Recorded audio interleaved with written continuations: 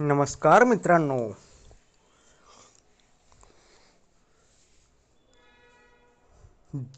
जगू दे तुझ्यातली आत्मशक्ती, हीच खरी जादू. बाकी सारे मनाचे खेळ.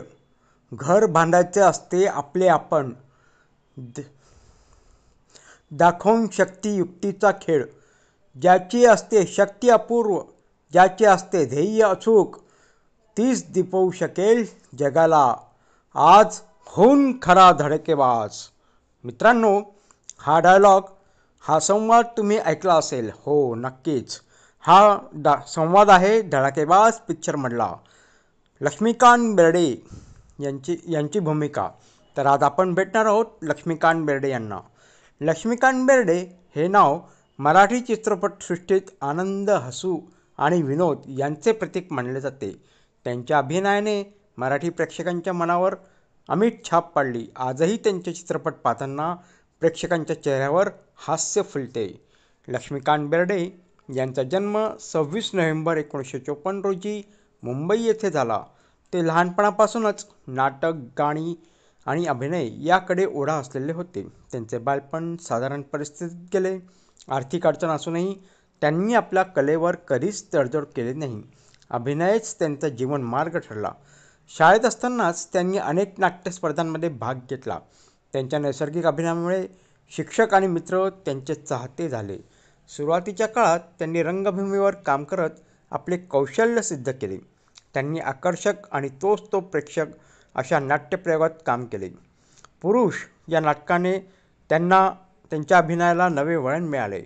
या नाटकातील त्यांच्या भूमिकेमुळे ते घराघरात ओळखले जाऊ लागले. नाटकातून लोकप्रिय झाल्यानंतर त्यांनी चित्रपट क्षेत्रात संधी मिळाली.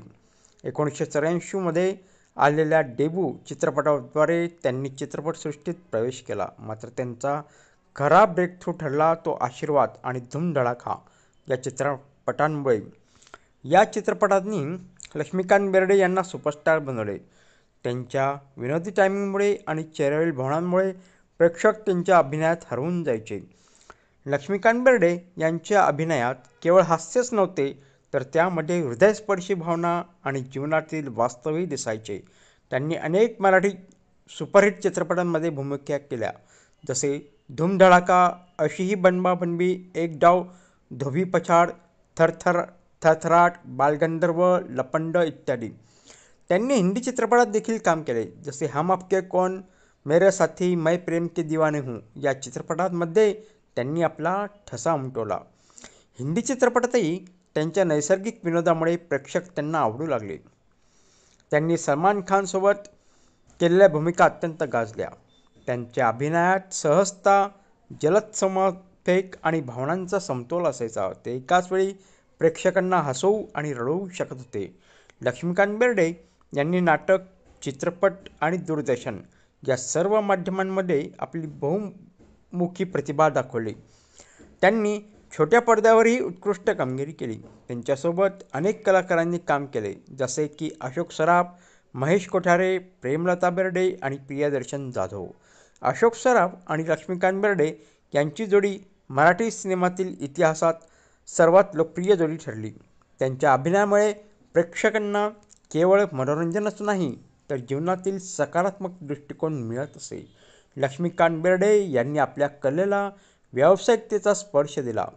ते नेहमीच आपल्या भूमिकेबद्दल गंभीर असत आणि प्रत्येक पात्रात जीव ओतत असत. 1990 ते 2000 या काळात मराठी चित्रपटसृष्टीत त्यांच्या नावाचा दबदबा होता. त्यांच्या चित्रपटांची तिकिटे पहिल्याच दिवशी संपत असत. त्यांच्या प्रत्येक चित्रपटात एक वेगळे आकर्षण असे. त्यांच्या चेहऱ्यावरील हावभाव, अनोखे विनोदी प्रसंग आणि संवादाची खास शैली. अभिनयाशिवाय ते अत्यंत विनम्र आणि मनमिळावू व्यक्ती होते. कलाकारांशी ते नेहमी आदराने वागत आणि प्रत्येकाच्या चेहऱ्यावर हसू आणत. दुर्दैवाने 16 डिसेंबर 2004 रोजी अवघ्या 50व्या वर्षी हृदयविकाराच्या झटक्याने त्यांचे निधन झाले. त्यांच्या जाण्याने मराठी सिनेमा जगताला मोठा धक्का बसला. त्यांच्या पश्चात पत्नी प्रेमलता बेर्डे आणि 2 मुले आहेत. मुलगा अभिनीत बेर्डे हाही अभिनय क्षेत्रात कार्यरत असून वडिलांचा वारसा पुढे नेत आहे. लक्ष्मीकांत बेर्डे यांनी मराठी चित्रपटसृष्टीला दिलेले योगदान अमूल्य आहे. त्यांच्या हास्याने एक संपूर्ण पिढी आनंदी केली.